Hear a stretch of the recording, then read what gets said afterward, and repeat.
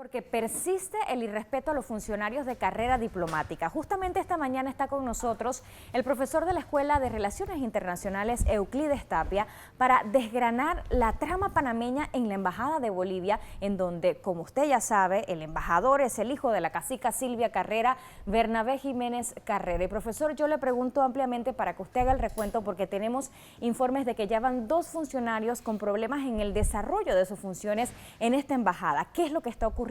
Bienvenido a Next Noticias. Muchas gracias. 2 funcionarios de carrera diplomática, o sea, no son funcionarios políticos. Así es. Y este señor, pues evidentemente, todos sabemos que su mérito para ser embajador es que es el hijo de la cacica. Y se siente con sus anchas para actuar, pues, con cierta impunidad, y que el gobierno panameño no puede hacer nada contra él. Así que lo que ocurre allí, en apariencia, pues temas de xenofobia o de acoso sexual, que es con lo que ha salido la noticia acusando al funcionario nuestro de carrera allí, Eric Ureta, en realidad constituye parte de una trama que está orientada a expulsarlo, a sacarlo de la sede diplomática, como se hizo anteriormente con la licenciada Mirlo Guerra, que la dejó sin funciones.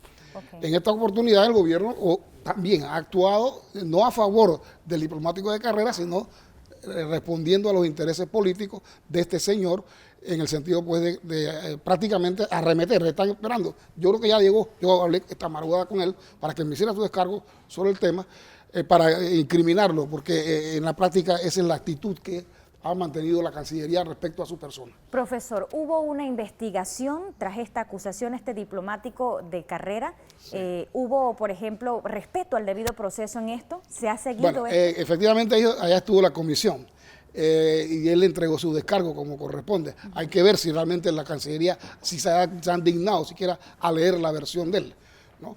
Pero ahí hay un problema también estructural. Recientemente se hicieron cambios en la ley que orientan o dirigen a descabezar la carrera diplomática en el sentido de la representación de los diplomáticos de carrera en las comisiones que tienen que ver con temas que, pues, asuntos disciplinarios y de otra naturaleza que lo han querido suplantar a través de una comisión que tiene que ver con el personal, pues, de la estructura del ministerio. Entonces, en la práctica han quedado en indefección y no hay posibilidades de que ellos tengan manera de defenderse por lo que puede ocurrir, pues, en un caso como en el caso de Ureta. Yo insisto en lo siguiente, que el tema de este señor responde al interés del embajador de buscar la fórmula, tener una excusa para sacarlo. Esa embajada está cooptada por el gobierno boliviano. Esa embajada tiene funcionarias de la embajada boliviana, están emparentadas. La persona que acusa con la secretaria principal, que es la secretaria del embajador, y que esa a su vez tiene un esposo que es parte de la estructura policial del gobierno boliviano. Recientemente era funcionario de inteligencia de la policía, ahora está en el sector antidisturbios. Pero el gobierno boliviano tiene acceso a todo lo que pasa en esa embajada, a la conducta externa de nuestro país, en función de las personas que tiene infiltradas allí. Y no solamente estas 2 señoras, las que acusan, que ya son parientes además, sino otros que han estado en esa embajada, que también son parientes de la secretaria principal, que responde al embajador, pues, y que se presta, pues, para estas acciones. Ahora, cuando van 2 funcionarios de carrera diplomática que han pasado por esto, evidentemente está pasando algo. Ellos estarían dispuestos a dar su versión y a denunciar estas irregularidades que usted está reportando esta mañana. No, sin duda, ya lo hicieron. Falta ver que el tema es que el ministerio acoja eso y tome partido de una manera neutral, o sea, que se respete el debido proceso, porque el problema es que aquí hay un peso que inclina la balanza a favor del embajador, ¿no? Como el incólume. Sin embargo, esa es la persona que realmente está interesado en el retiro del funcionario de carrera. Que usted, de hecho, ha denunciado que se han politizado la mayoría. Correcto. Hay un detalle interesante. Yo estoy seguro que el gobierno panameño no se va a atrever a nombrar un tercer funcionario de carrera. No se va a atrever, porque lo que le espera es, nuevamente, sería otro nombramiento político, entonces. ¿No se suplantaría o se nombra a una persona de carrera diplomática? ¿Usted vaticina que eso no será así? O dejan a alguien allá. Sí, yo vaticino que no van a nombrar a nadie. No van a nombrar a nadie. Y si lo hacen, lo harían por salvar las apariencias. Pero es evidente que puede correr el mismo destino, que también termine siendo expulsado de la embajada por acciones de este señor, que es embajador en Panamá y no en Bolivia, porque por acá también se la pasa cada rato. bueno, hubo una denuncia y yo le pregunto responsablemente si esto es cierto. Se nos ha dicho que el embajador de Panamá en Bolivia pasó 5 meses acá en Panamá antes de que pues se le diera esta figura, el placet para ser embajador, y cobraba. ¿Esto es cierto? ¿Usted ha escuchado algo de esto? Porque puede estar incurriendo en un delito de peculado. Igual que usted, yo también he escuchado lo mismo, que se le dieron el beneplácito en octubre del 14 y se fue, presentó cartas credenciales en abril del 2015. Entonces, ¿dónde estaba? ¿En zona libre? Era embajador en zona libre. ¿Dónde estaba él? Si no estaba en La Paz. Entonces, esa versión también yo la he escuchado. Yo no la escribo, pero la he escuchado. Pero lo evidente es que eso se puede comprobar en función de cuándo le dan el beneplácito y cuándo presentó cartas credenciales. Ahora, allí la Cancillería también estaría incurriendo en dicho delito, ¿no? Bueno, si no... Mire, yo tengo, por razón de mis años, experiencia en el sentido de que hay un caso parecido cuando estaba Julio Linares, ministro de Relaciones Exteriores, y él tuvo un encontrón prácticamente con el presidente Endara, que independientemente de lo que sea Julio Linares, era un ministro de Relaciones Exteriores muy recto y nacionalista, porque había un funcionario que andaba en las mismas que este señor. El tipo no se iba y le puso un ultimátum: o te vas o te voto. No importaba que Endara lo hubiese nombrado. Y aquí ocurrió lo mismo.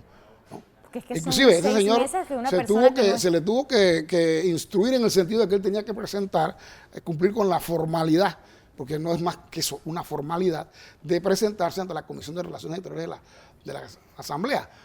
Aunque ahí no hay un Jesse James que logre paralizar a uno de estos embajadores, porque todos son designados políticos, es una formalidad que cumple, pero casi ni la cumple, casi se basa en eso. O sea, es un tipo que está bendecido, pues, el hijo de la cacica, para hacer lo que le dé la gana en La Paz. Eso no puede ser, ¿no? Hay una trama familiar del personal que trabaja en esa embajada que responde al gobierno boliviano y que el embajador pues tiene sus vínculos con ellos. Bajo el aval del mismo. Ahora, profesora, ¿dónde va a llegar esto y qué espera usted con esta denuncia que hace hoy en Next Noticias y que es delicada con lo que ha ocurrido con estos funcionarios de carrera?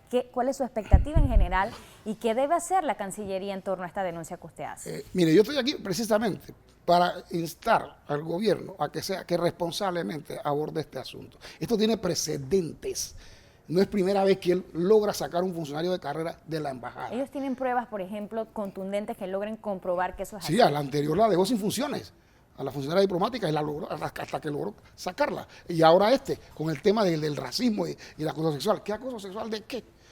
Pues por el amor de Dios, o sea, eso además es una cosa que es difícil de comprobar, eso es un poco complejo. O sea, además ella se retractó, no tanto que se retractó, no hizo lo que dijo en un momento, no lo sustentó en otro, cuando presentó la denuncia del famoso acoso sexual. O sea que hay muchas cosas en duda. Y naturalmente el gobierno debe velar por el interés de sus nacionales, no responder al interés de una funcionaria que está emparentada con otra que tiene vínculo con el gobierno boliviano. Porque esa es otra, ¿no? Ahí está la mano del gobierno boliviano metida. ¿Esto es lo que pasa cuando se politiza la carrera diplomática? Evidentemente, eso no es un caso exclusivo, el caso de Bolivia. Lo que ocurre es que allí ya eso es algo como perenne, ¿no? Y a mí no me extraña que reviente otro problema en esa embajada por culpa de ese señor. Profesor Euclides Tapia, me están pidiendo tiempo y le agradecemos estar aquí para hacer esta denuncia, pero brevemente y antes de que se nos vaya, hubo una sesión permanente importante en la Organización de Estados Americanos y nos queda la duda a los panameños sobre la actuación de Panamá en la misma. Se unió ayer a esos 20 países que pidieron por lo menos abordar la situación de Venezuela. Sin embargo, había ambigüedad de si tomaría parte por el lado de Estados Unidos o respondería a Nicolás Maduro. ¿Qué debe hacer Panamá? ¿Cuál es su vaticinio? Bueno, siento que tiene que sumarse al bloque de países que exigen que se cumplan las reglas del juego democrático en Venezuela. En otras palabras, que se celebren elecciones, porque el augurio es que como quiera que no han realizado elecciones regionales, ellos se preparan para abortar la elección nacional porque saben que van a perderlas. Entonces, lo que siento que se acaba de dar en la OEA es un paso positivo, firme, en dirección a advertirle a ese gobierno que o camina en esa dirección o sencillamente es expulsado de la organización. Es evidente, o sea, se le aplica la Carta Democrática, es evidente que el asunto no es sencillo, pero también quiero destacar algo importante. La cuestión no es cuantitativa. Si Maduro todavía logra controlar a través de Petrocaribe unos votos del Caribe de microestados, El tema es cualitativo. ¿Quiénes entre esos 20 votos, qué países dentro de esos 20 votos están? Está Brasil, está México, está Argentina, está Chile, está Colombia. Países de peso en el continente, que representan al menos un 80% de la población de este continente. Y así lo es. Así que el que algunos paisitos del Caribe, con los seguidores de Nicaragua, El Salvador, Ecuador, eso desde el punto de vista numérico será importante, pero en la práctica, en sustancia, la población, los países más importantes de la región están exigiendo que se realicen elecciones en ese país. Yo siento que ya esto es un paso positivo, en firme, que no se había logrado anteriormente.